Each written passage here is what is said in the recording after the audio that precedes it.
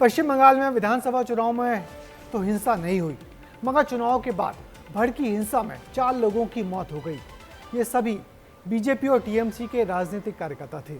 इनके अलावा पार्टी के दफ्तरों पर तोड़फोड़ की घटनाएं भी कम नहीं हो रही। चुनाव आयोग ने प्रदेश में मौजूद सुरक्षा बलों से इन सभी घटनाओं से सख्ती से निपटने को कहा है। तो जीत के जश्न के बीच भला क्यों हो रही है हिंसा, ये रिपोर्ट देखिए।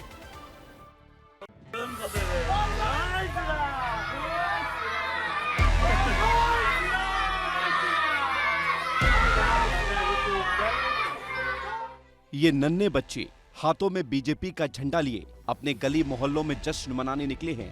पश्चिम बंगाल में बीजेपी के फतह किए 2 दिन भी नहीं हुए और पूरे पश्चिम बंगाल में राम नाम की गूंज सुनाई दे रही है। लोग जश्न मना रहे हैं, भगवा लहरा रहे हैं। बहुत सालों बाद बंगाल भगवा में नजर आ रहा है।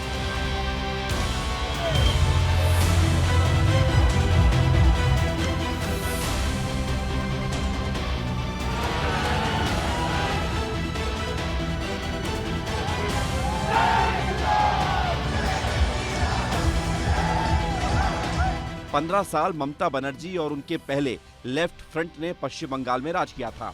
अब जब बीजेपी जीती और भगवा में जश्न मना तो तस्वीरें देख ये साफ पता लगाया जा सकता है कि बंगाल की जनता को इस दिन का बरसों का इंतजार था। लेकिन इस जश्न के बीच कई जगहों पर छुटपुट हिंसा की तस्वीरें भी सामने आई हैं।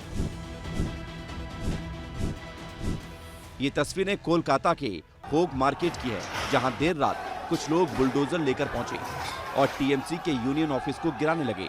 टीएमसी ने अपने एक्स हैंडल पर वीडियो पोस्ट कर बीजेपी पर जमकर हमला बोला है। बंगाल में पिछले 24 घंटे में 4 हत्याएं भी हो गई हैं।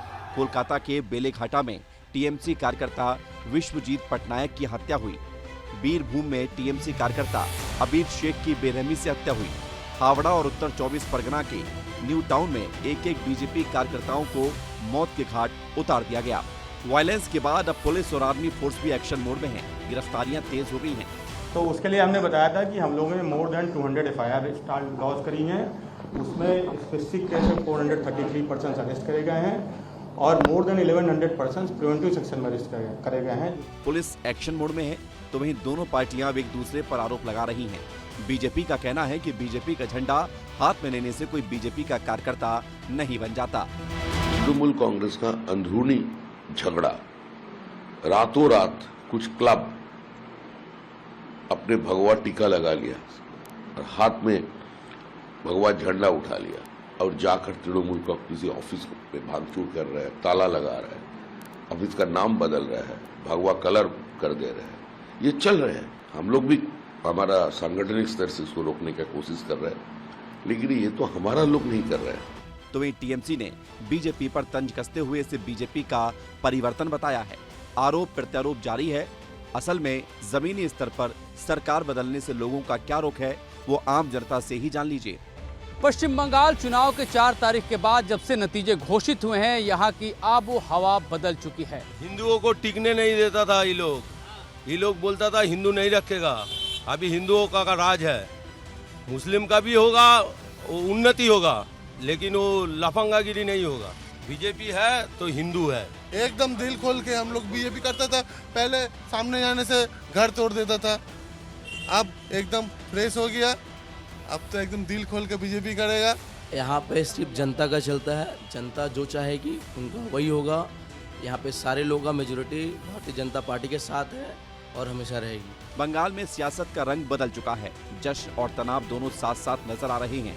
सत्ता परिवर्तन के बाद उम्मीदें भी बढ़ी हैं और चुनौतियां भी कम नहीं हैं। फिलहाल निगाहें प्रशासन की कार्रवाई पर है और उम्मीद इस बात की कि लोकतंत्र का ये उत्सव हिंसा की छाया से दूर रहे। ब्यूरो रिपोर्ट, विस्तार न्यूज। तो पश्चिम बंगाल में चुनावी हिंसा का लंबा इतिहास रहा है। चुनाव में मतदान पर हिंसा और जान जाना वहां पर आम बात है।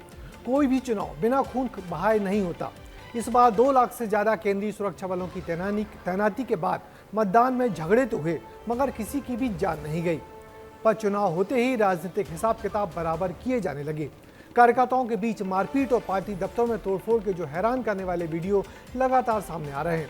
उम्मीद है नई सरकार के गठन के बाद इस हिंसा पर भी सख्ती से लगाम लगेगी।